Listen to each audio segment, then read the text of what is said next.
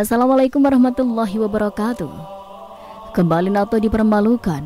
Ribuan senjata canggih buatan Barat yang dikirim ke Ukraina justru disita dan dihancurkan oleh Rusia. Krisis amunisi melanda Ukraina, menguak kegagalan strategi militer Barat di medan tempur nyata. Langit di atas Donbas kembali memerah, asap tebal menggulung dari kejauhan, bercampur dengan debu ledakan yang menutupi garis horizon.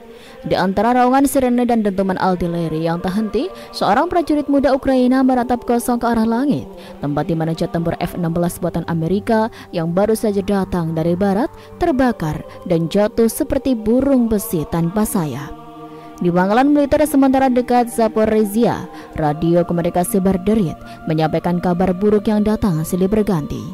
Satu demi satu, pos pertahanan Ukraina dilaporkan hancur atau ditinggalkan.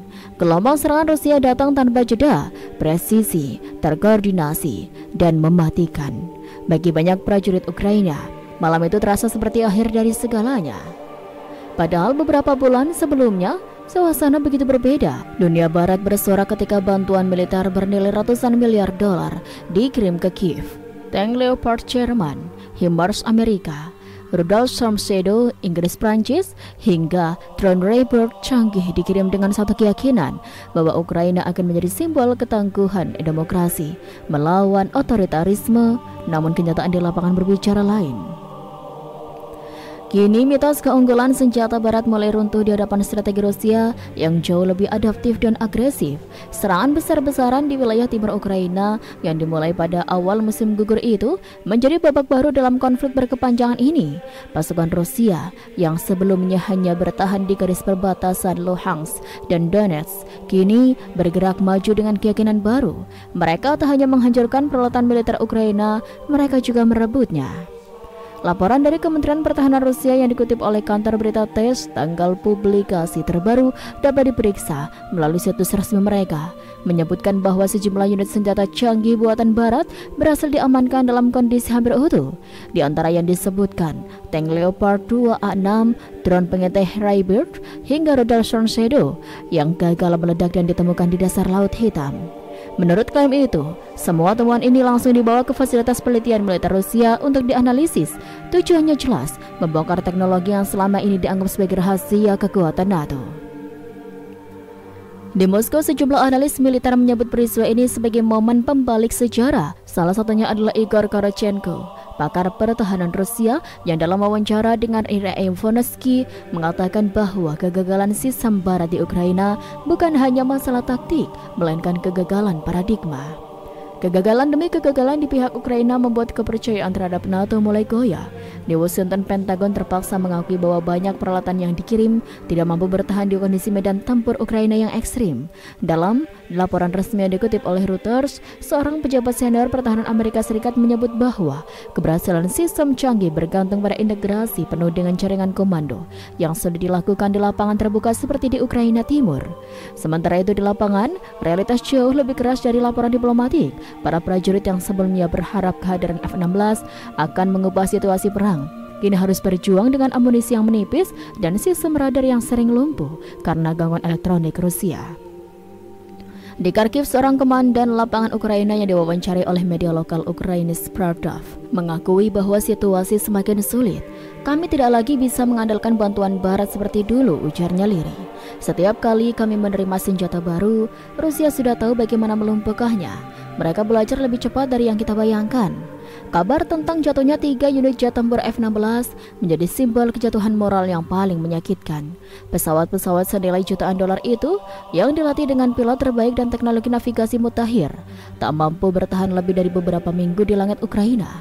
Sistem pertahanan udara Rusia S-400 dan Buk M3 menembaknya dengan mudah seolah-olah sudah menunggu kedatangannya. Media Barat mencoba menutupi peristiwa itu dengan menyebutnya sebagai kerugian operasional minor. Namun di media sosial Rusia, video reruntuhan jet yang terbakar menjadi viral, disertai narasi tajam. Inilah akhir dari keangkuhan Barat.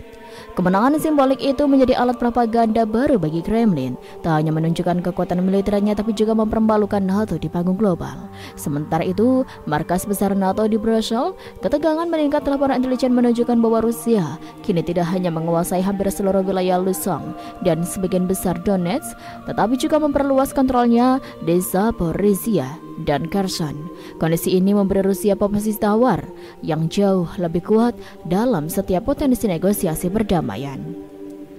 Dalam diam, beberapa negara anggota NATO mulai mempertanyakan efektivitas dukungan mereka.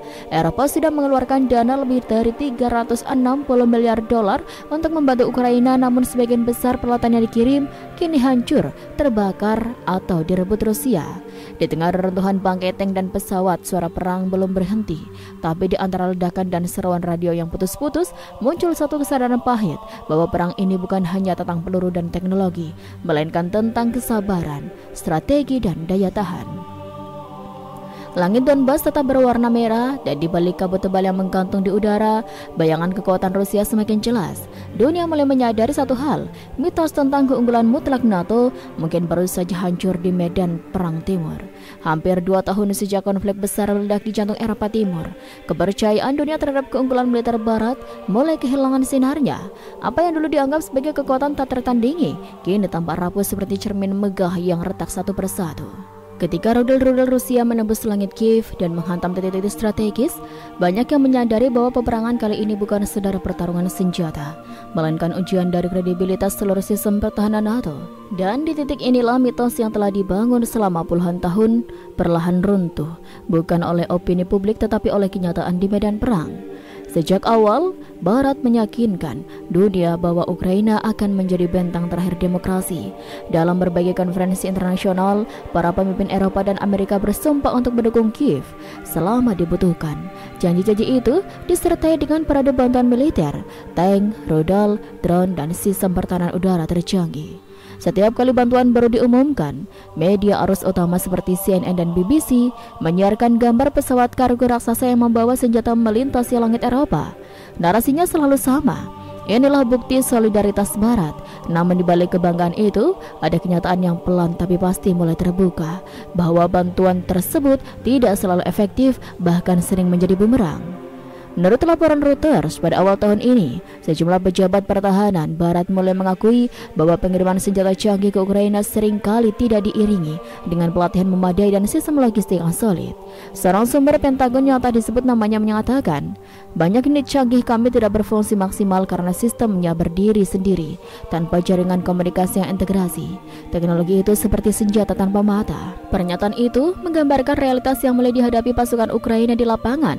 Senjata Barat yang seharusnya menjadi penyelamat justru menjadi beban baru, rumit dioperasikan, mudah dilumpuhkan oleh serangan elektronik dan mahal untuk dirawat. Bagi Rusia, kegagalan demi kegagalan di pihak Ukraina adalah peluang emas. Kremlin tahu bahwa setiap tank Leopard yang terbakar, setiap rudal Storm Shadow yang jatuh di laut, dan setiap drone Harrier yang direbut utuh bukan hanya kemenangan taktis, tapi juga kemenangan simbolik. Analisis pertahanan Rusia, Viktor Baranets, dalam wawancaranya dengan media lokal, Investia, menyebut bahwa perang di Ukraina telah mengupas ilusi Barat. Ia berkata, mereka mengira Rusia akan runtuh karena sanksi dan isolasi, tapi yang terjadi justru sebaliknya, mereka yang mulai kehilangan kepercayaan diri. Pernyataan itu menggema di seluruh Rusia. Televisi nasional menyiarkan rekaman video yang menunjukkan insinyur militer membongkar peralatan tempur buatan Barat dengan wajah penuh percaya diri. Beberapa unit tank dan kendaraan lapis baja bahkan dipamerkan di pameran militer Moskow, lengkap dengan tulisan sinis di bawahnya, trofi dari operasi khusus. Sementara itu di Kiev, suasana jauh berbeda. Di balik pernyataan resmi yang mencoba menenangkan publik, tanda-tanda keputusasaan mulai terlihat. Presiden Volodymyr Zelensky yang dulu disambut seperti pahlawan di setiap ibu kota Eropa, kini mulai menghadapi keraguan dari sekutunya sendiri. Dalam wawancara eksklusif dengan Politburo Eropa, seorang diplomat Eropa mengakui bahwa beberapa negara anggota NATO mulai menghitung ulang komitmen mereka. Yang menyebut, kita semua ingin Ukraina menang, tapi setiap hari kita melihat laporan bahwa peralatan kita hancur atau bahkan digunakan oleh Rusia setelah direbut. Itu sulit diterima secara politik. Di Brussels, para pejabat NATO mulai berbicara lebih hati-hati. Tak ada lagi pernyataan lantang tentang kemenangan mutlak. Sebaliknya, muncul istilah baru yang lebih ambigu, solusi jangka panjang yang realistis. Realistis dalam konteks ini berarti menerima kenyataan bahwa Ukraina mungkin tidak akan bisa merebut kembali semua wilayah yang hilang. Sementara mitos tentang kekuatan Barat perlahan runtuh. Rusia justru memanfaatkan momentum ini dengan cerdik. Propaganda mereka tak lagi hanya fokus pada keberhasilan militer, tapi juga pada narasi moral bahwa Barat telah menipu Ukraina dengan janji-janji kosong. Di media sosial, akun-akun pro-Rusia menyebarkan video dan testimoni tentang prajurit Ukraina yang merasa ditinggalkan. Salah satu video yang viral memperlihatkan seorang tentara muda di Donetsk berkata dengan wajah yang penuh debu, "Mereka bilang kami akan punya senjata terbaik di dunia, tapi semua itu tak berarti apa-apa ketika kami kehabisan amunisi." Video itu menjadi simbol keputusasaan, ditonton jutaan kali dan dibagikan ulang bahkan oleh warga sipil di Eropa yang mulai mempertanyakan kemana perginya semua uang bantuan itu. Krisis kepercayaan itu semakin parah ketika laporan resmi dari Uni Eropa menunjukkan bahwa lebih dari 360 miliar dolar bantuan sudah dikucurkan ke Ukraina sejak awal perang, tapi situasi di lapangan justru memburuk. Sumber dari European Council of Foreign Relations, laporan ekonomi tahunan mengenai bantuan pertahanan Ukraina. Beberapa analis menyebut bahwa ini adalah salah satu kegagalan strategis terbesar NATO sejak perang Afghanistan. Kala itu, puluhan negara bersekutu gagal menundukkan kelompok milisi bersenjata meski sudah menggunakan teknologi mutakhir. Kini skenario-nya hampir sama, hanya saja musuhnya jauh lebih kuat dan medan perangnya jauh lebih kompleks. Runtuhnya mitos Barat bukan hanya soal kekalahan di medan tempur, tapi juga krisis identitas global. Negara-negara yang selama ini mengandalkan NATO sebagai pelindung kini mulai berpikir dua kali. Dunia melihat bahwa aliansi yang dulu begitu ditakuti, kini bisa dibuat tak berdaya oleh strategi yang lebih sederhana, lebih mudah, dan lebih fokus. Di sisi lain, Rusia tampil dengan citra baru sebagai kekuatan yang tidak hanya bertahan dari sanksi, tapi juga memimpin inovasi militer melalui pembelajaran langsung di medan perang. Mereka belajar dari setiap kesalahan, membongkar setiap teknologi yang direbut, dan menggunakannya untuk memperkuat sistem mereka sendiri. Langit Eropa Timur kini menjadi saksi bisu perubahan besar dalam peta kekuatan global. NATO mungkin masih berdiri, tetapi kepercayaan yang dulu mengitarinya mulai runtuh. Dunia sedang menyaksikan bagaimana keangkuhan teknologi Barat berhadapan dengan keteguhan strategi Rusia. Dan di balik semua itu, di parit-parit basah Donbas, para prajurit Ukraina masih bertempur bukan lagi demi kemenangan besar yang dijanjikan, melainkan demi bertahan hidup satu hari lagi di tengah kehancuran. Disinilah bayangan kejatuhan itu mulai terlihat jelas, bukan hanya pada senjata yang terbakar, tapi pada runtuhnya keyakinan bahwa Barat selalu unggul dalam setiap peperangan. Bagi itu, langit Zaporizhia berwarna abu-abu pekat. Di antara kabut dan debu, suara mesin jet terdengar meraung, cepat, tajam, dan membekakan telinga. 2 unit F-16 Fighting Falcon melintas rendah meninggalkan jejak asap tipis di udara. Para prajurit di bawah menengadah dengan harapan. Pesawat tempur itu bukan sekedar alat perang, tetapi lambang dari janji besar Barat bahwa Ukraina tidak akan dibiarkan berperang sendirian. Namun, beberapa menit kemudian harapan itu berubah menjadi kengerian. Di kejauhan, cahaya terang menyala di langit. 2 ledakan beruntun diikuti suara gemuruh yang mengguncang tanah. Salah satu jet terbakar, meluncur tak terkendali, lalu menghantam ladang gandum di pinggir desa kecil di Zaporizhia. Dari radio lapangan, suara operator terdengar panik. Falcon 1 jatuh, kami kehilangan kendali. Begitulah awal dari hari yang kelam. Hari ketika F-16 yang diagung-agungkan itu menjadi simbol runtuhnya harapan Ukraina dan wajah nyata kegagalan strategi udara NATO. Ketika Amerika Serikat menyetujui pengiriman pesawat tempur F-16 ke Ukraina, dunia menyambutnya sebagai game changer. Para pengamat militer Barat menulis dengan penuh kekhawatiran, keyakinan bahwa pesawat ini akan mengubah peta kekuatan udara. BBC bahkan menulis bahwa dengan F-16, Ukraina kini memiliki peluang untuk menandingi dominasi udara Rusia. Namun kenyataan di medan perang berkata lain. Menurut laporan dari TASS dan RIA Monoforsky yang dapat diverifikasi di situs resmi mereka, dalam kurun waktu kurang dari 1 bulan setelah dikirim, 3 unit F-16 Ukraina ditembak jatuh oleh sistem pertahanan udara Rusia, masing-masing di wilayah Zaporizhia, Kharkiv, dan Donetsk. Sistem rudal S-400 Triumph dan Buk M3 menjadi mimpi buruk bagi para pilot Ukraina. Rudal-rudal itu diluncurkan dari jarak puluhan kilometer, melesat cepat dan akurat menghantam pesawat dengan presisi mematikan. F-16 dirancang untuk beroperasi di bawah kendali sistem radar dan komunikasi NATO yang lengkap, ujar analis pertahanan Reuters, Jonathan Marcus dalam sebuah wawancara. Di Ukraina, infrastruktur itu tidak sepenuhnya tersedia. Mereka beroperasi hampir buta. Bagi pilot Ukraina, penerbangan F-16 adalah kehormatan sekaligus kutukan. Pesawat ini memang cepat dan gesit, tapi memerlukan dukungan teknologi yang kompleks, sistem navigasi satelit yang stabil, radar peringatan dini, dan koordinasi antara barat, darat, dan udara yang rumit. Tanpa itu semua, keunggulan teknis F-16 menjadi tidak berarti. Salah satu pilot Ukraina yang selamat dari insiden di Kharkiv, dikenal dengan nama panggilan Yastru, menceritakan pengalamannya kepada media lokal, Ukrainska Pravda. Dengan suara gemetar ia berkata, "Kami tahu resikonya besar, tapi kami tidak punya pilihan. Kami harus terbang tanpa sistem pendukung penuh. Radar kami sering terganggu, sinyal GPS hilang, dan tiba-tiba kami dibutakan." Ia terdiam sejenak, menatap tanah lalu menambahkan pelan, "Kami merasa seperti sedang berperang melawan hantu. Rusia selalu tahu di mana kami berada, tapi kami tak pernah tahu di mana mereka." Para teknisi di Pangkalan Udara Odessa bekerja siang malam untuk menjaga jarak agar unit-unit F-16 yang tersisa tetap bisa mengudara. Namun suku cadang terbatas, peluru kendali langka dan sistem elektronik sering terganggu oleh serangan elektronik warfare Rusia. Sementara itu di Moskow, Kementerian Pertahanan Rusia justru mengumumkan bahwa mereka telah mengamankan beberapa komponen F-16 yang jatuh dalam kondisi relatif utuh. Dalam konferensi pers yang disiarkan televisi nasional, juru bicara kementerian, Igor Konashenkov, mengatakan, "Kami telah memperoleh bagian dari sistem navigasi dan komunikasi F-16 yang jatuh di Zaporizhia.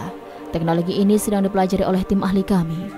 Pernyataan ini menjadi sorotan global. Banyak analis barat khawatir bahwa Rusia kini bisa membongkar sistem elektronik buatan Amerika yang sebelumnya sangat dijaga kerahasiaannya. The Guardian menulis dalam laporannya bahwa setiap komponen yang jatuh ke tangan Rusia berpotensi membuka celah besar dalam keadaan militer barat. Namun bagi rakyat Ukraina, peristiwa ini bukan hanya soal teknologi, tapi tentang harapan yang patah. Di Kiev, warga menyalakan lilin di lapangan Maidan untuk menghormati para pilot yang gugur. Spanduk-spanduk bertuliskan "Langit kami belum aman" terbentang di dinding gedung-gedung tua. Media nasional menyiarkan foto reruntuhan pesawat, sayap yang hangus, kokpit yang terbalik, dan bendera kecil Ukraina yang masih menempel di sisi badan pesawat. Komentar publik pun beragam. Sebagian menuduh Barat mengirim senjata tanpa tanggung jawab, sementara yang lain menyerukan agar Ukraina mengandalkan taktik pertahanan yang lebih realistis daripada berharap pada bantuan yang terus gagal. Di media sosial, tagar F-16 Fallen menjadi trending di Ukraina dan Eropa Timur. Banyak warga menulis pesan getir. Mereka menjanjikan langit biru, tapi yang datang hanya hujan api. Dari sisi NATO, kegagalan operasi udara itu menjadi tamparan keras.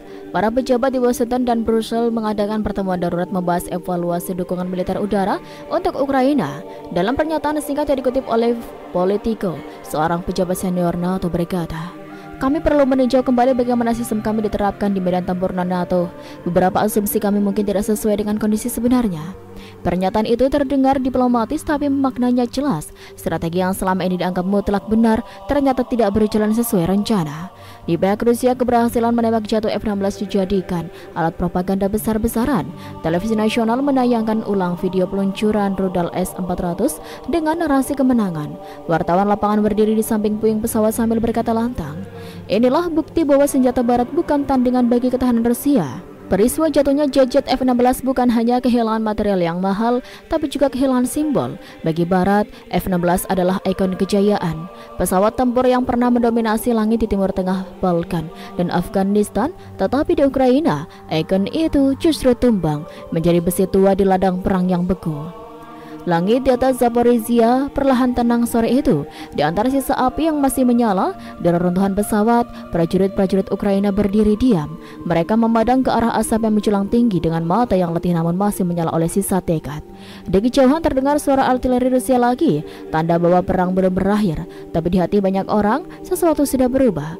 Kepercayaan terhadap senjata ajaib Barat kini mulai terkubur di bawah puing-puing F-16 yang hangus. Langit yang dulu dijanjikan akan membawa kemenangan kini justru menjadi saksi kejatuhan. Dan disitulah di udara yang dipenuhi abu dan kenangan pahit, simbol harapan itu akhirnya tumbang. Malam di Ukraina Timur, tak pernah benar-benar gelap. Langitnya senantiasa diterangi oleh cahaya orange dari ledakan dan kilatan peluncuran rudal. Di antara gemuruh artileri ada satu kenyataan yang sudah dibantah. Langit kini milik Rusia. Bukan hanya karena pesawat-pesawat tempur mereka mendominasi udara, tapi karena sistem pertahanan udara mereka S-400, Buk M3, Tor M2, hingga Patriot berhasil menciptakan kubah tak terlihat yang menelaah, yang menelan setiap ancaman yang datang. Di balik semua itu berdirilah satu kekuatan yang tak banyak dipahami oleh dunia luar, keunggulan Rusia dalam peperangan elektronik. Ketika pasukan Ukraina mencoba menggerakkan drone-drone buatan barat seperti Raybird dan Switchblade 600, banyak di antaranya yang tiba-tiba kehilangan sinyal, berputar tak terkendali lalu jatuh perlahan ke tanah. Beberapa bahkan mendarat dalam kondisi utuh, seolah ada tangan tak terlihat yang mematikan sistem kendalinya. Menurut laporan dari RIA Novosti yang dikutip oleh sejumlah media pertahanan internasional, Rusia telah menggunakan kombinasi sistem kerasuk keempat dan Murmansk BN untuk memblokir sinyal komunikasi dan GPS milik Ukraina. Teknologi ini memungkinkan Rusia melumpuhkan peralatan tempur modern tanpa menembakkan satu peluru pun. Seorang perwira elektronik Rusia yang diwawancara oleh media lokal dengan nada percaya diri berkata, "Kami tidak perlu menghancurkan semuanya. Kami cukup membuatnya buta dan sisanya akan jatuh sendiri." Kata-kata itu terdengar sederhana tapi mengerikan. Dalam perang modern, kehilangan penglihatan berarti kehilangan nyawa. Bagi Ukraina, kehilangan dominasi udara berarti kehilangan kemampuan bertahan, sebab tanpa perlindungan dari langit, pasukan di darat hanya menjadi sasaran empuk bagi artileri dan drone kamikaze Rusia. Laporan dari lapangan menunjukkan bagaimana serangan udara Rusia kini dilakukan dengan presisi mematikan. Jet tempur Su-35S meluncurkan rudal R-77 dan Kh-31 dari jarak jauh. Sementara drone Lancet dan Geran-2 menyerang posisi Ukraina dalam udara dengan biaya sangat murah namun dampaknya mematikan. Dalam salah satu laporan investigatif dari BBC News, seorang analis pertahanan bernama Justin Brung menyebut bahwa Rusia telah belajar cepat dari tahun-tahun awal invasi. Ia mengatakan, mereka kini menggabungkan serangan elektronik udara dan darat dengan tingkat koordinasi yang belum pernah kita lihat sejak Perang Dingin berakhir. Dengan kata lain, Rusia tidak lagi bermain bertahan, mereka menyerang dengan strategi yang matang dan sistematis. Sementara itu, sistem pertahanan udara Ukraina yang dipasok oleh Barat mulai menunjukkan kelemahannya. Sistem Iris-T SLM buatan Jerman yang konon memiliki radar ultra sensitif dan kecepatan reaksi tinggi gagal mendeteksi datangnya rudal Iskander M yang ditembakkan dari jarak lebih dari 200 km. Serangan itu menghancurkan unit Iris-T di wilayah Dnipro. Sejumlah laporan dari media Jerman, Der Spiegel, bahkan menyebut peristiwa itu sebagai pukulan telak bagi reputasi industri pertahanan Jerman. Seorang teknisi Ukraina yang selamat dari serangan itu menceritakan, "Kami hanya punya waktu beberapa detik, radar tiba-tiba mati, layar kami gelap, kami tahu rudal sedang menuju ke arah kami, tapi kami tak bisa melihat apapun." Hening sejenak lalu ledakan besar. Ketika debu mereda, unit pertahanan itu tinggal puing logam yang membara. Rusia di sisi lain justru memanfaatkan setiap keberhasilan teknologinya untuk memperkuat narasi global. Dalam siaran televisi Rusia 24, mereka menayangkan video kompilasi kill record sistem S-400 yang berhasil menembak jatuh drone, rudal, dan pesawat milik Ukraina. Narator dengan suara berat dan lantang berkata, "Langit kami bukan untuk dijelajahi musuh. Siapapun yang mencoba akan jatuh." Kata-kata itu menggema di seluruh negeri, menegaskan bahwa Rusia kini benar-benar menguasai udara di atas Ukraina. Sementara NATO terus mengirim sistem tambahan seperti Patriot dan NASAMS, Rusia tampak selalu melangkah selangkah lebih maju. Dalam beberapa kasus, radar Patriot berhasil dibutakan oleh sistem perang elektronik Rusia. Bahkan menurut klaim yang dilaporkan oleh TASS, pada pertengahan tahun ini, satu unit Patriot di sekitar Kiev berhasil dihancurkan oleh serangan drone murah Shahid 136. Perbandingan biaya membuat banyak analis mengernyit. Satu unit Patriot bernilai lebih dari $1 miliar, sedangkan satu drone Shahid hanya sekitar $20.000. Itu berarti Rusia menggunakan serangan bernilai murah untuk menghancurkan sistem yang nilainya ribuan kali lipat. Strategi asimetri biaya ini menjadi mimpi buruk bagi Ukraina dan para pemasok senjata barat. Di Osaka dan Brussels, suasana mulai berubah. Para pejabat NATO kini berhati-hati menggunakan istilah penguasaan udara. Dalam laporan resmi mereka, tak ada lagi kalimat yang menjanjikan dominasi langit bagi Ukraina. Dalam laporan resmi Pentagon yang dirilis bulan lalu, dapat diakses di situs Departemen Pertahanan Amerika Serikat, disebut bahwa kondisi medan udara di Ukraina bersifat dinamis dan kompleks, dengan ancaman sistem pertahanan Rusia yang tetap signifikan. Kalimat itu meski diplomatis pada dasarnya mengakui satu hal, NATO tidak bisa lagi menjamin keunggulan udara di Ukraina. Bagi pasukan Ukraina di garis depan, setiap kali suara drone terdengar di langit, rasa cemas menyergap. Mereka tahu bahwa dalam beberapa detik berikutnya, ledakan bisa datang dari mana saja. Beberapa tentara mulai menyebut langit mereka dengan nama Pahit, Langit Rusia. Seorang prajurit di Bakhmut menulis di media sosialnya sebelum akhirnya gugur. Langit yang dulu kami perjuangkan, kini menjadi penjara. Kami tak bisa terbang, kami tak bisa melihat, kami hanya bisa menunggu. Tulisan itu dibagikan ribuan kali dan menjadi simbol keputusasaan yang perlahan meluas di seluruh barisan Ukraina. Kini, ketika matahari terbenam di atas Donetsk, siluet pesawat tempur Rusia masih melintas di cakrawala. Di bawahnya, unit-unit Ukraina bersembunyi di antara runtuhan bangunan, mencoba bertahan dari serangan tanpa henti. Dunia menyaksikan tapi tidak bisa berbuat banyak. Langit yang dulu menjadi kebanggaan NATO, kini menjadi bukti bahwa keunggulan teknologi tak selalu menjamin kemenangan. Karena dalam perang ini, yang menguasai udara bukanlah siapa yang punya mesin paling canggih, tapi siapa yang bisa membuat musuhnya buta. Dan untuk saat ini, langit itu jelas milik Rusia. Di sebuah laboratorium bawah tanah pinggiran Moskow, sekelompok insinyur Rusia berdiri melingkar di sekitar sebuah benda besar berwarna abu-abu gelap.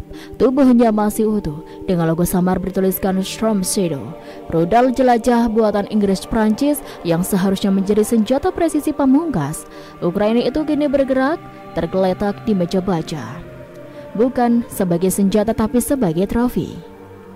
Para insinyur mengamati setiap bagiannya dengan teliti, sistem navigasi material siluman hingga sirkuit elektronik di dalamnya.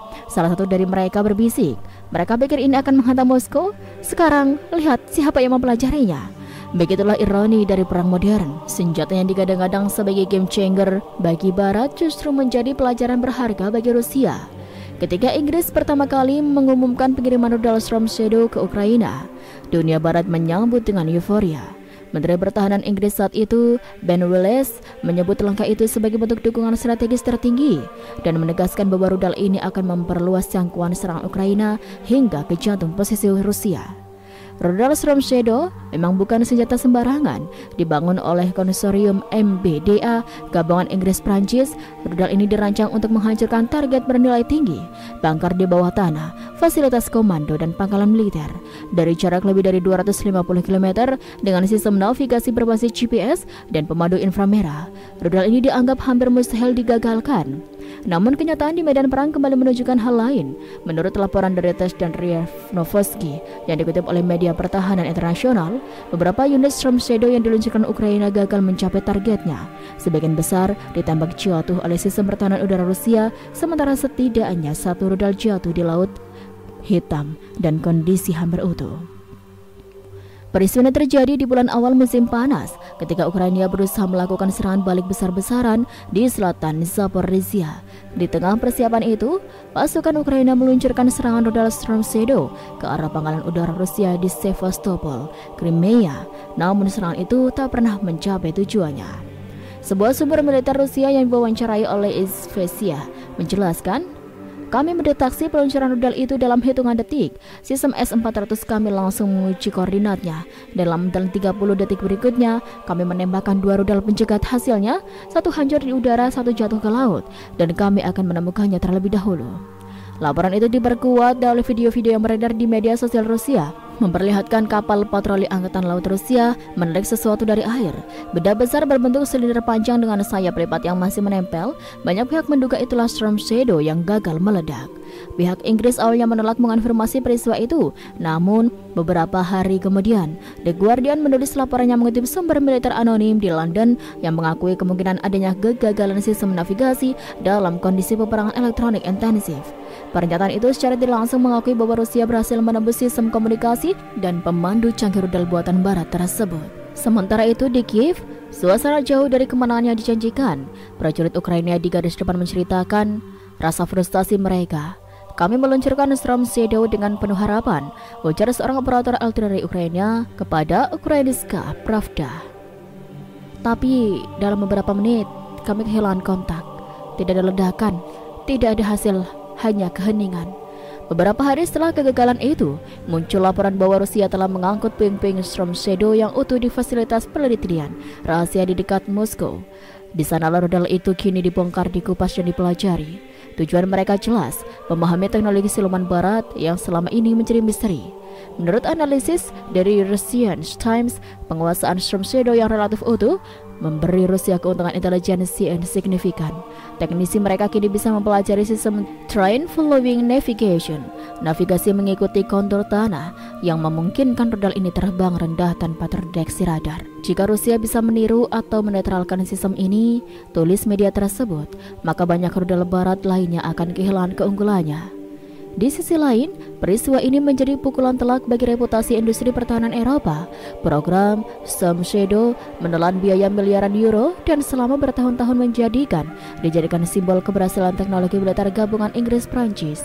Kini simbol itu tercoreng. Dalam sidang parlemen Inggris, beberapa anggota menuntut penjelasan langsung dari Kementerian Pertahanan. Salah satu anggota oposisi berkata, "Kita mengirim rudal senilai 2,5 juta euro per unit, tapi mereka jatuh ke laut dan menjadi bahan penelitian musuh." Di Prancis, perdebatan serupa muncul. Surat kabar Le Monde menulis editorial berjudul "Leakers di Ukraine, Pelajaran dari Ukraina", yang menyindir bahwa senjata Eropa ternyata tidak siap menghadapi realitas perang modern. Bagi Rusia, setiap kegagalan Barat bukan hanya kemenangan militer, tapi juga kemenangan moral. Media nasional mereka menayangkan dokumenter khusus berjudul "Hantu yang Tak Pernah Menghantam", menampilkan Storm Shadow sebagai simbol arogansi Barat. Dalam tayangan itu, komentator militer berkata dengan nada penuh sindiran, mereka menyebutnya bayangan badai, tapi di sini ia hanya bayangan yang tenggelam. Pagi itu, langit di Kharkiv berwarna biru muda. Angin bertiup pelan, menyapu sisa embun yang masih menempel di jendela rumah-rumah tua peninggalan Soviet.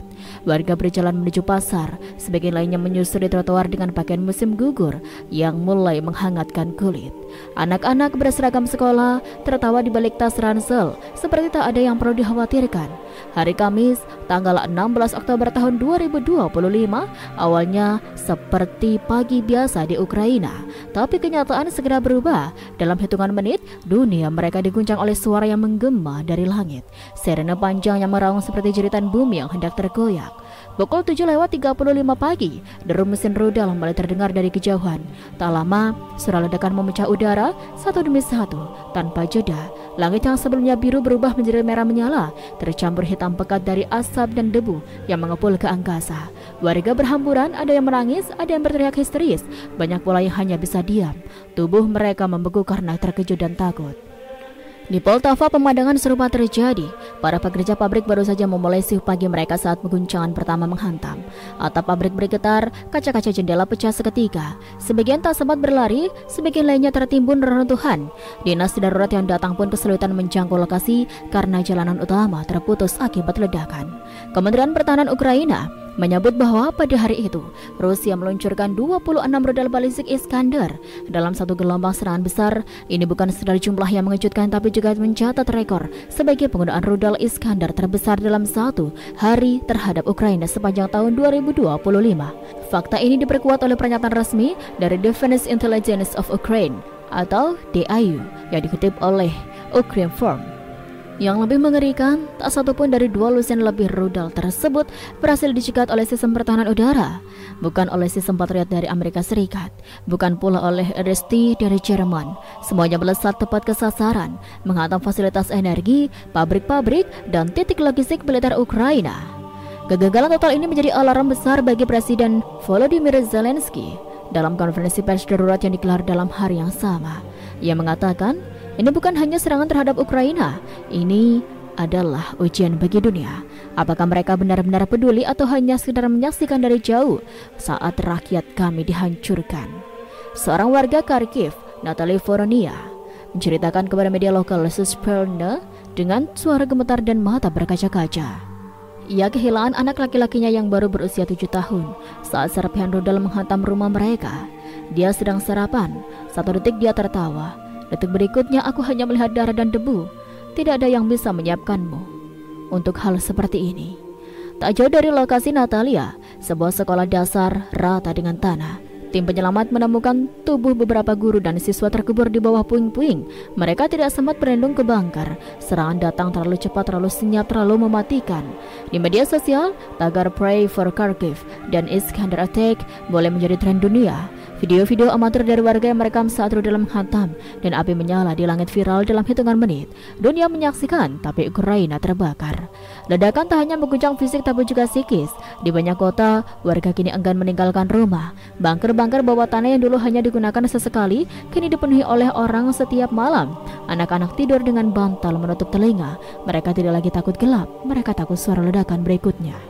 Seorang analis militer dari Kiev Independent, Serhiy Dobrovolsky, menyatakan bahwa serangan ini menandai eskalasi serius dari taktik Rusia.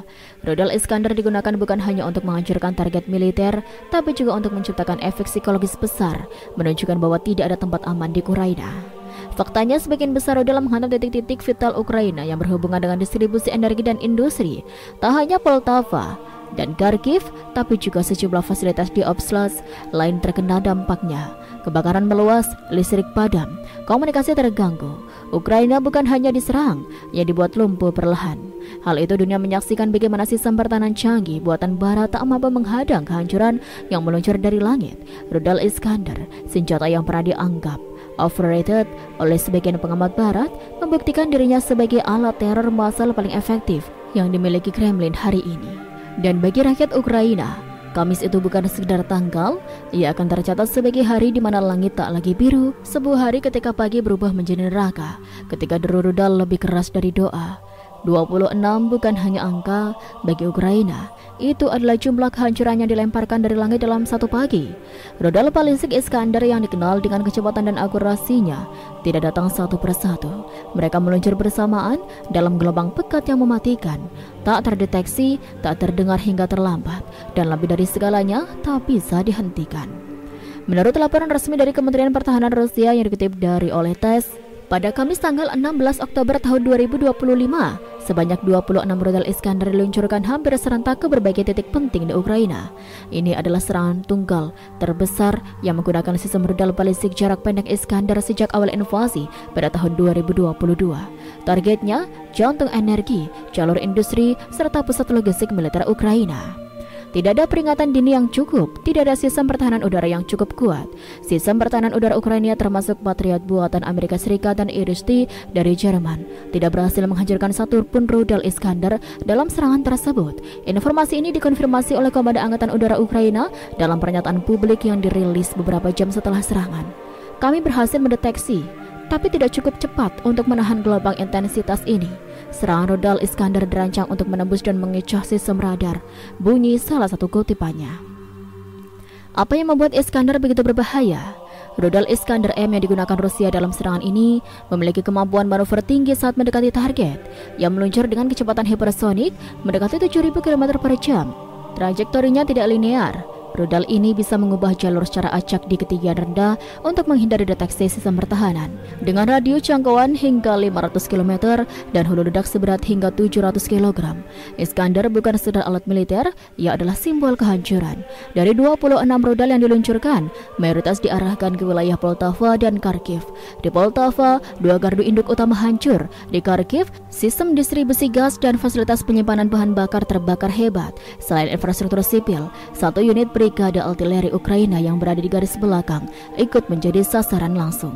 Serangan itu menewaskan belasan prajurit yang sedang bersiap memindahkan logistik. Sebuah laporan dari Forbes Ukraina menyebut bahwa serangan ini dilakukan dengan kecermatan tinggi. Rusia tidak sekedar menembakkan rudal ke kota-kota besar, mereka menargetkan titik-titik strategis dengan perhitungan militer yang presisi. Ini menunjukkan bukan hanya kekuatan, tapi juga niat jihad yang terorganisir.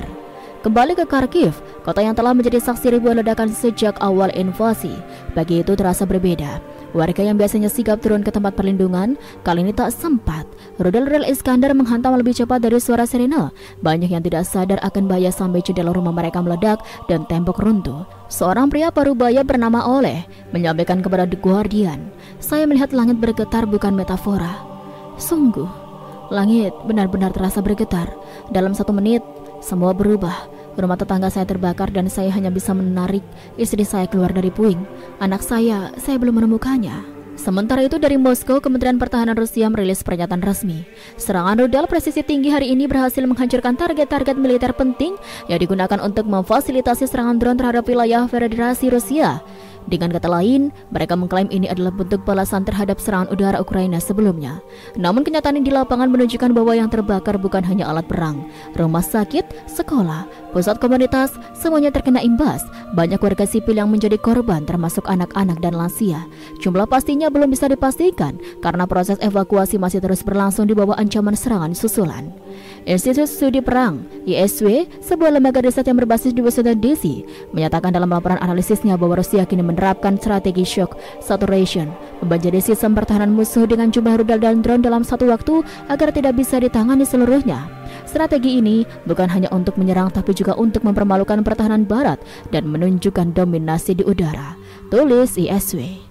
Pagi itu, 26 rudal Iskander bukan hanya senjata, mereka adalah pesan bahwa perang ini belum berakhir, pesan bahwa Rusia belum habis, dan pesan bahwa Ukraina, meski sudah dibantu oleh teknologi barat, masih sangat rentan, bahkan di langitnya sendiri.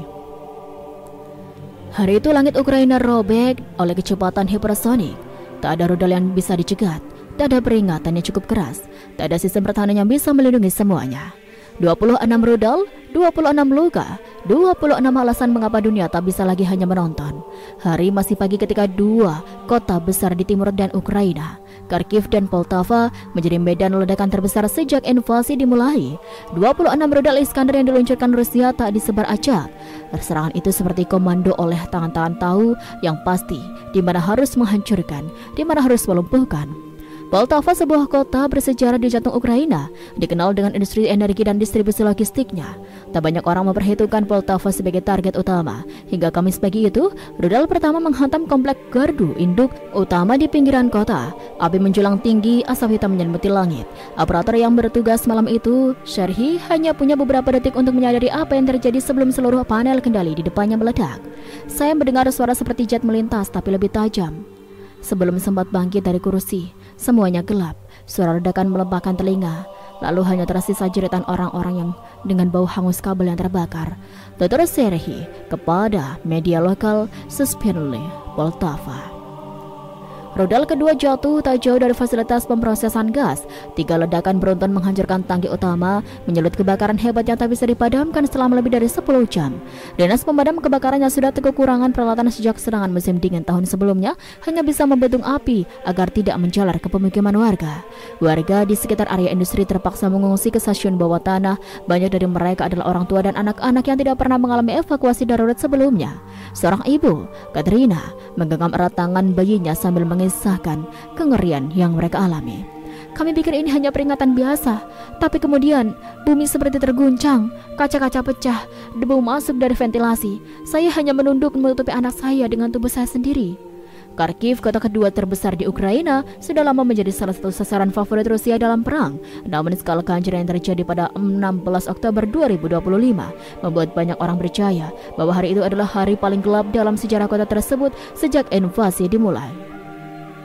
Rudal Iskander menghantam beberapa titik strategis secara simultan. Satu rudal menabrak markas logistik militer Ukraina yang berada di distrik Kyievsky. Lokasi ini sebelumnya digunakan sebagai pusat penyimpanan alat berat, amunisi, serta kendaraan tempur ringan. Serta saat serangan terjadi, lebih dari 20 tentara sedang mempersiapkan pemindahan perlengkapan ke wilayah garis depan. Tak satu pun dari mereka selamat. Komando Wilayah Timur Tengah Angkatan Bersenjata Ukraina mengonfirmasi bahwa unit logistik tersebut adalah salah satu yang paling aktif dalam mendukung operasi militer di Donbas. Kami kehilangan tidak hanya perlengkapan tapi juga orang-orang terbaik kami, teknisi, operator, dan koordinator lapangan yang bekerja tanpa lelah di balik layar, ujar Kolonel Anatoly Herisko. Serangan berikutnya menghantam pusat distribusi listrik utama kota. Akibatnya lebih dari 200.000 rumah di Kharkiv mengalami pemadaman total. Rumah sakit beroperasi dengan generator seadanya, sementara sistem transportasi umum lumpuh seketika. Kereta bawah tanah berhenti di tengah jalur, memaksa penumpang berjalan kaki dalam kegelapan, membawa anak-anak, orang tua, dan barang bawaan di lorong sempit yang tak memiliki penerangan darurat yang memadai. Ledakan juga mengguncang distrik perumahan Saltivka. Meskipun bukan target militer, rudal menghancurkan 2 blok apartemen, memicu kebakaran yang menyebar cepat. Tim SAR menemukan setidaknya 24 jenazah dalam hitungan jam pertama. Sebagian besar dari mereka tidak sempat mencapai tempat perlindungan. Pihak berwenang Ukraina menyebutkan bahwa serangan terhadap Poltava dan Kharkiv bukan hanya upaya militer tapi merupakan taktik penghancuran total yang telah direncanakan jauh-jauh hari. Menurut pernyataan dari Pusat Komunikasi Strategis dan Keamanan Informasi Ukraina, rudal-rudal Iskander yang digunakan tetapi memiliki koordinat sasaran yang sangat spesifik. Dampaknya jelas, kehancuran di 2 kota ini bukan hanya dalam bentuk fisik, tapi juga psikologis. Kepercayaan warga terhadap keamanan langit mereka runtuh. Sistem pertahanan udara yang selama ini diandalkan ternyata bisa ditembus dalam waktu kurang dari 10 menit. Tak ada rudal yang dicegat, tak ada peringatan dini yang cukup efektif, dan tak ada satupun tempat yang benar-benar aman. Untuk Rusia, ini adalah keberhasilan militer. Untuk Ukraina, ini adalah strategi nasional. Untuk dunia, ini adalah pengingat bahwa perang masih terus berjalan dan bahwa korban sesungguhnya dari kekuatan rudal bukan hanya tentara, tapi manusia biasa, anak-anak, lansia, para pekerja, serta mereka yang tak punya kendali atas perang, tapi selalu menanggung beban terberatnya. Langit Ukraina malam itu tidak gelap. Ia berpendar merah orange oleh cahaya ledakan. Setelah fajar datang lebih cepat, tapi bukan dengan damai, melainkan dalam bentuk dentuman, kobaran api, dan ketakutan menjara lebih cepat dari listrik yang padam. Tanggal 15 dan 16 Oktober, Rusia melancarkan serangan udara gabungan terbesar sejak awal invasi. Tapi kali ini bukan hanya rudal balistik Iskander yang turun dari langit, bukan pula hanya suara ledakan yang mengguncang bumi. Malam itu, langit Ukraina dipenuhi oleh 357 unit serangan udara, campuran antara drone, rudal hipersonik, dan rudal jelajah. Semuanya diluncurkan dalam satu rentang waktu kurang dari 12 jam. Hening malam berubah menjadi ladang teror udara.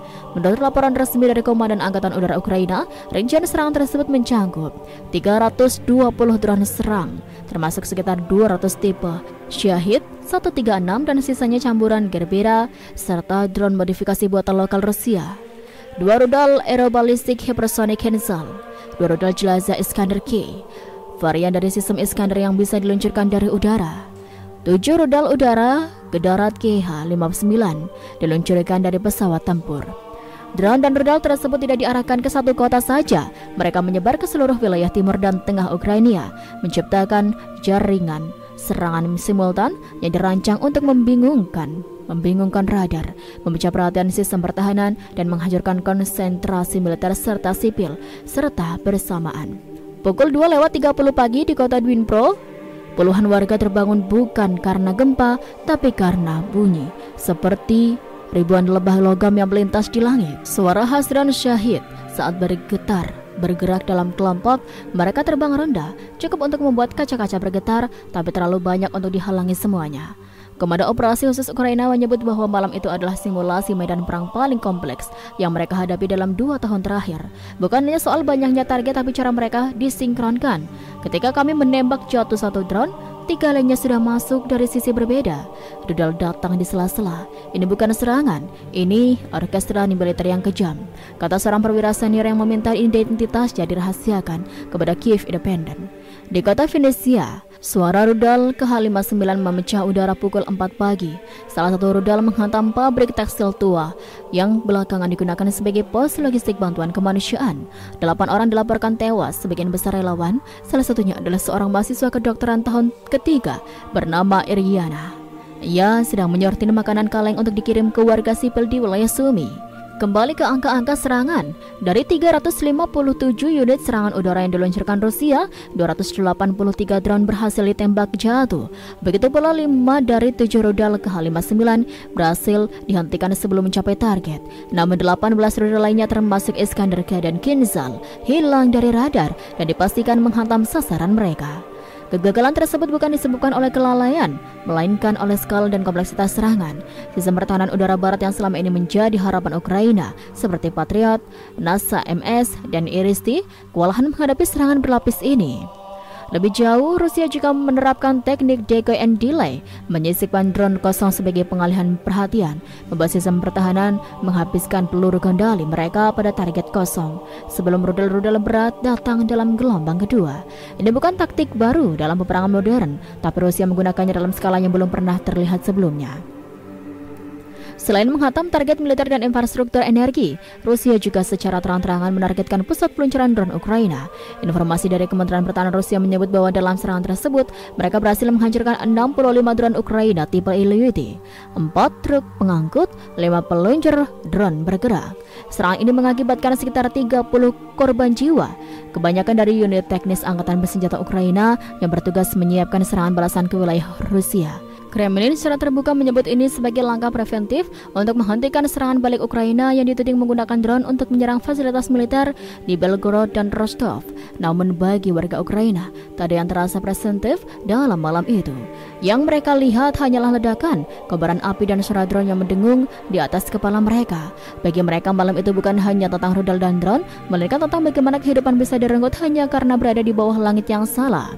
Di Bohodulkiv, rudal menghantam pusat distribusi energi utama. Fasilitas ini memasak listrik ke lebih dari 50.000 rumah, termasuk rumah sakit dan stasiun pompa air. Ledakan pertama langsung memutus aliran listrik di hampir seluruh distrik. Ledakan kedua menghancurkan gardu induk dan melemparkan pecahan logam sejauh 1 km. Puluhan rumah yang berada di radius sekitar lokasi langsung terbakar. Sementara di Izium selama ini menjadi jalur penghubung logistik antara Kharkiv dan Donetsk, serangan justru diarahkan ke area sipil. Rudal balistik dan drone menargetkan pasar sentral, sekolah dasar, dan terminal bus. Pada saat serangan terjadi, ratusan orang berada di pasar. Sebagian besar dari mereka adalah warga yang tengah mengantri bantuan pangan dari LSM lokal. Saksi mata menyebutkan bahwa suara drone terdengar lebih dulu, seperti deru kipas angin yang membesar. Banyak yang mencoba berlindung di bawah lapak atau bersembunyi di belakang bangunan. Tapi ledakan yang dihasilkan begitu besar menimbulkan gelombang kejut yang memecahkan kaca hingga radius 300 meter. Setidaknya 27 orang tewas, sebagian besar dari mereka adalah warga sipil termasuk anak-anak. Salah satu korban adalah seorang gadis kecil bernama Alina, berusia 8 tahun. Foto tubuhnya dibungkus selimut tergeletak di bangku beton yang hangus, viral di media sosial Ukraina. Di dekatnya tas sekolah warna pink masih utuh, dengan boneka beruang kecil menggantung di resletingnya. Tidak ada gambar perang yang lebih menyakitkan daripada wajah anak-anak yang tersenyum di pagi hari dan tak pernah melihat malam. Musim dingin 2022 hingga 2023 menjadi momen puncak bagi Ukraina dalam menghadapi gelombang awal serangan ke infrastruktur energi. Namun saat musim dingin 2025 semakin mendekat, Rusia telah menyiapkan strategi yang lebih kejam, lebih sistematis, dan menurut banyak analisis telah memasuki tahap baru perang energi dan psikologis. Strategi ini bukan sekedar untuk menghancurkan, tapi untuk mematahkan kepercayaan bahwa kehangatan, cahaya, dan komunikasi merupakan hak setiap warga Ukraina. Pada musim dingin sebelumnya, Rusia melancarkan serangan besar-besaran terhadap pembangkit listrik dan gardu induk secara sporadis, memaksa pemadaman bergilir di banyak wilayah Ukraina. Tapi kini menurut data resmi dari operator transmisi Ukraina, Ukrenergo, ada peralihan pola. Musuh tidak lagi hanya menyerang unit besar tunggal, melainkan mengincar wilayah distribusi, jaringan transmisi, dan stasiun gardu lokal. Titik yang lebih tak terlindungi namun punya dampak besar terhadap kehidupan sehari-hari. Sejak awal invasi penuh skala, pada Februari 2022, Rusia telah menargetkan pembangkit listrik, gardu induk, dan jaringan pemanas listrik. Menurut laporan International Energy Agency (IEA), hingga Mei 2024, sekitar 70% kapasitas pembangkit terminal Ukraina telah rusak atau direbut. Tapi musim ini intensitas dan targetnya meningkat. Serangan tidak hanya ke pembangkit besar, tetapi ke infrastruktur yang menopang kehidupan sipil, sistem pemanas, stasiun distribusi gas, gardu lokal, bahkan distrik-distrik yang tak berada di garis depan kini merasakan akibatnya. Di rumah sakit kecil di wilayah Sumy, pemanas mati dan sebagian pasien dipindahkan ke ruang bawah tanah agar lebih hangat. Seorang dokter sambil menahan gemetar mengungkap, "Kita berjuang bukan hanya menghadapi penyakit, kita menghadapi suhu yang turun, generator yang mulai meredup, dan keluarga yang menangis karena anaknya batuk tanpa kehangatan." Sementara itu, sekolah-sekolah bergabung untuk menjadi tempat penampungan malam bagi keluarga yang rumahnya tanpa pemanas, meski sekolah sendiri kerap mengalami pemadaman listrik bergilir. Tiap kali alarm udara berbunyi, orang dewasa bergegas ke bunker atau tempat perlindungan. Namun kini ada kekhawatiran baru. Apakah setelah sirene berhenti, rumah mereka masih bisa menjaga kehangatan untuk malam berikutnya? Menghindar dari ledakan hanya satu bagian dari keselamatan, yang lain adalah menjaga agar tubuh dan pikiran tidak membeku. Akibatnya, tangisan tak hanya terdengar di lorong rumah sakit yang hancur, tapi juga di malam sunyi, ketika selimut menipis dan remuknya rumah menyisakan puing dingin. Seiring hari berganti, Angka kematian akibat kedinginan diperkirakan naik, meskipun belum cukup secara resmi dalam statistik perang, karena yang mati bukan yang terbakar oleh rudal, tapi yang bekunya sistem, yang padam listriknya, yang berhenti pemanasnya. Dan bagi warga Ukraina, kekalahan bisa datang bukan dari bom yang meluncur, tapi dari malam yang terlalu panjang tanpa suara, hanya dingin yang merayap di sudut ruangan dan harapannya semakin tipis. Langit Ukraina kembali bergetar, tapi bukan karena angin, melainkan karena hujan besi yang dilepaskan dari tangan yang tak terlihat.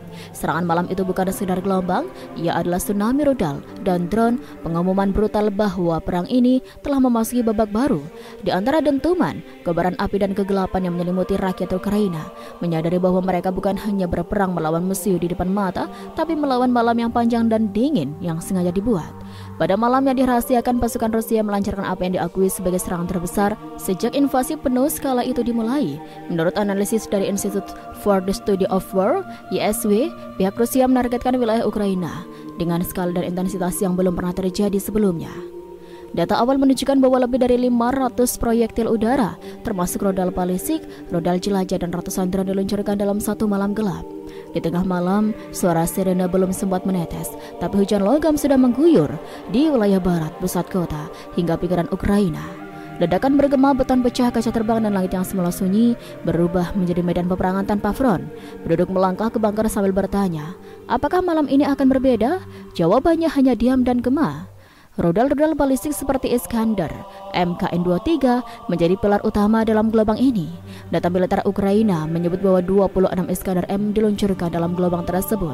Angka tertinggi yang pernah dicatat dalam satu serangan terhadap Ukraina hingga saat itu. The Insider Plus One lebih menakutkan lagi. Tak satu pun dari rudal jenis ini berhasil dicegat. Sistem pertahanan udara yang selama ini diandalkan ternyata gagal menghadapi taktik Rusia yang berubah. Target tak hanya ditetapkan berdasarkan peta militer, fasilitas energi, gardu induk, pusat distribusi gas, dan jaringan listrik menjadi sasaran utama. Rusia memetik pelajaran dari musim dingin sebelumnya, bahwa menghancurkan sistem sipil bisa sama mematikan seperti menghancurkan tank. Mereka mengubah strategi dari medan pertempuran menjadi medan kehidupan. Kota-kota seperti Poltava dan Kharkiv menyaksikan sendiri kehancurannya terdesain. Di Poltava, salah satu gardu induk utama hancur berkeping-keping. Di Kharkiv, pusat distribusi gas terbakar hebat. Mereka bukan hanya menjadi korban persilatan militer, mereka menjadi korban taktik yang memperhitungkan pagi tanpa energi dan malam tanpa pemanas. Respon Ukraina datang terlambat. Dalam konferensi pers yang digelar seusai serangan, Presiden Volodymyr Zelensky berujar, kami belum kehilangan bangsa, tapi malam ini perdamaian kami diuji oleh tangan besi yang menghancurkan bukan hanya senjata, tetapi harapan. Di belakang kata-kata itu tersimpan kecemasan. Apakah dunia melihat dan apakah dunia akan bertindak? Bagi masyarakat sipil, serangan ini berarti satu hal, keamanan mereka runtuh. Selama bertahun-tahun mereka percaya bahwa sistem pertahanan, aliran listrik, pemanas air bersih adalah hal yang wajar. Kini semua itu terancam sekaligus runtuh. Rumah menjadi rapuh, langit menjadi musuh, malam menjadi medan perlawanan. Analisis strategis menunjukkan bahwa serangan ini menjadi titik balik dari perang yang terfokus pada garis depan menjadi perang terhadap kehidupan sehari-hari. Uniform bukan lagi satu-satunya target, masyarakat sipil menjadi bagian dari strategi. Serangan terhadap energi bukan kebetulan, itu dicetak, direncanakan dan dilaksanakan dengan presisi. Dalam dekade sebelumnya, serangan besar pernah terjadi, namun malam itu membawa catatan tersendiri. Jumlah rudal dan drone, jarak peluncuran sasaran yang jauh dari garis depan, semuanya semakin ekstrim. Ini bukan sekedar eskalasi lebih besar.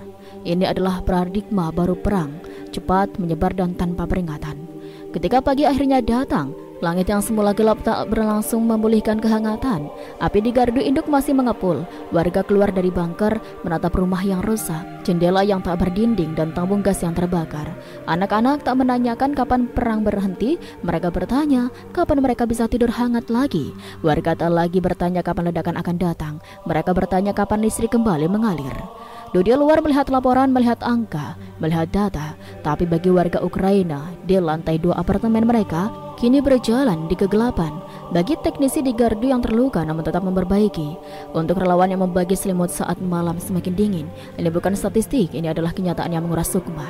Serangan ini bukanlah akhir, tapi ia adalah alarm besar bahwa perang bisa berubah bentuk, bahwa sistem sipil bisa menjadi target, bahwa malam dan dingin bisa menjadi senjata, dan bahwa negara yang berada di pertahanan harus memperluas peperangannya, bukan hanya melawan senjata, tapi menjaga kehidupan. Dan bagi seluruh dunia yang menonton, inilah pesan dari Ukraina. Jika sistem sipilmu tak aman, maka bukan hanya pertahanan nasionalmu yang rentan, tapi esensi kehidupanmu. Ukraina berjuang bukan hanya agar senjatanya tetap hidup, mereka berjuang agar mereka tetap menjadi manusia. Ketika gelombang rudal dan dron membajiri langit Ukraina dan sistem energi-energi itu, bukan hanya rakyat Ukraina yang merasakan sengsara, dunia entah oleh kelelahan tak siap atau kebingungan politik memilih untuk menonton, diam, seolah kamera merekam tragedi dari jauh.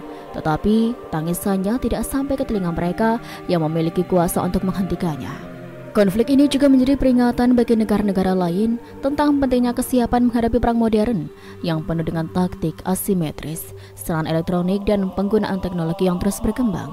Satu hal yang pasti, perang di Ukraina telah mengubah peta militer dan politik global secara signifikan. Ini adalah babak baru dalam sejarah hubungan internasional yang syarat dengan pelajaran dan refleksi. Sebagai penutup, dunia harus waspada dan belajar dari peristiwa ini agar tidak terjerumus dalam siklus konflik yang hanya membawa kehancuran dan penderitaan tanpa akhir. Damai dan dialog harus terus diperjuangkan sebagai jalan utama, sementara persiapan pertahanan harus dilakukan dengan penuh kewaspadaan dan strategi matang. Sekian, wassalamualaikum warahmatullahi wabarakatuh.